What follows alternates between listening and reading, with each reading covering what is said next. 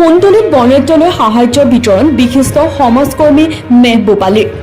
কামৰূপ জিলাৰ চমৰীয়া সমষ্টিৰ অন্তৰ্গত সোণতলীৰ বিস্তীৰ্ণ অঞ্চল ভয়ংকৰ বানৰ কবলত পৰি বিভিন্ন ক্ষেত্ৰত সমস্যাৰ সন্মুখীন হ'বলগীয়া হোৱাৰ সময়ত শনিবাৰে গুৱাহাটীৰ আজাৰাৰ নিবাসী তথা সমাজকৰ্মী মেহবুব আলীয়ে বনৰাজ্যলৈ সাহায্য বিতৰণ কৰে।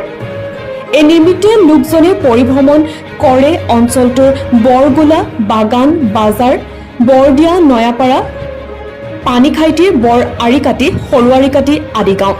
ইয়াৰ লগতে বানত ক্ষতিগ্ৰস্ত লোকৰ মাজত আলু, দালি, চিৰা, পানীৰ বটল, বিস্কুট, মিঠাতেল, চেনি, নিমখ, মমবাতি, পহু খাদ্য আদি সামগ্ৰী বিতৰণ কৰে। এই পৰিদৰ্শনৰ কালতে সমাজকৰ্মী মেহবুব আলীয়ে সোণতলীৰ বানপীড়িত লোকৰে পৰিস্থিতিৰ বুজ লৈ কৰে মত বিনিময়। সমাজকৰ্মী মেহবুব আলীৰ এনে মহানুভৱতাক ভূয়সী প্ৰশংসা কৰিছে সোণতলীৰ স্থানীয় ৰাইজে। আমি আপোনাৰ দক্ষিণ কামৰূপৰ বকছৰগাঁও সমষ্টিৰ বৰ্তমান চমৰীয়া সমষ্টিৰ অন্তৰ্গত মাছলি জিপিৰ অন্তৰ্গত বিভিন্ন এলেকা আমি চৰ অঞ্চললৈ গ'লোঁ। গৈ যিবিলাক মানুহ আমাৰ বানপানী ক্ষতিগ্ৰস্ত লোকসকল আছে তেওঁলোকৰ লগত আমি মানে অকণমান মত বিনিময় কৰিলোঁ।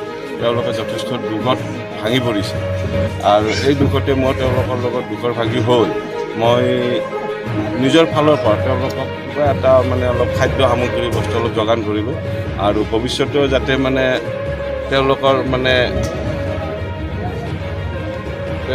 দুৰ্যোগ নাহাৰ মানে হেৰিত আল্লাহৰ ওচৰত মই দোৱা কৰিছোঁ যাতে এনেকুৱা দুৰ্যোগৰ তেওঁলোকৰ ওপৰত কেতিয়াও নাহে আৰু তেওঁলোকৰ লগত মাজত থাকি মানে ভৱিষ্যতেও মই মানে এনেকুৱা ভাল কামখিনি কৰি যাম গতিকে মই মানে নিজকে অলপ অনুভৱ কৰিছোঁ।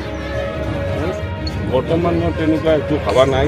এতিয়া আমাৰ সেইখিনি চিন্তা কৰাৰো টাইম নহয় একচুৱেলি, যিহেতু মানুহখিনি যথেষ্ট দুৰ্যোগত ভুগি আছে। গতিকে এতিয়া আমি মানে মই ৰাইজকো মই আহ্বান জনাম, মানুহখিনি সহযোগ কৰক। মানুহখিনি একচুৱেলি সঁচাকৈ মানে বহুতখিনি দুৰ্যোগত ভুগি আছে। গতিকে এইটো সম্পৰ্কলৈ বৰ্তমান মই তেনেকুৱা কোনো চিন্তা চৰ্চা কৰা নাই। এতিয়া মানুহখিনিক মানে কেনেকৈ আমি মানে দুৰ্যোগৰ পৰা মুক্ত কৰিব পাৰোঁ সেইখিনি লৈহে মই অলপ মানে চিন্তা চৰ্চা কৰি আছোঁ। বকুৰ পৰা ৰেজাইল হাছানৰ ৰিপৰ্ট, নিউজ 24 এনি।